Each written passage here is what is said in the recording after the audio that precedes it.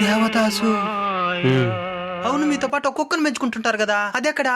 ఒకప్పుడు ఉండేది, చచ్చిపోయింది. ఎందుకో? దానికి బిట్టే దానికి నా దగ్గర ఏముంది, ఈ మందు తప్ప. అందుకే ఈ మందే పోసిన, లేవర్ ఫెయిల్యూర్ చచ్చిపోయింది. ఎక్కడున్నారా మీరు?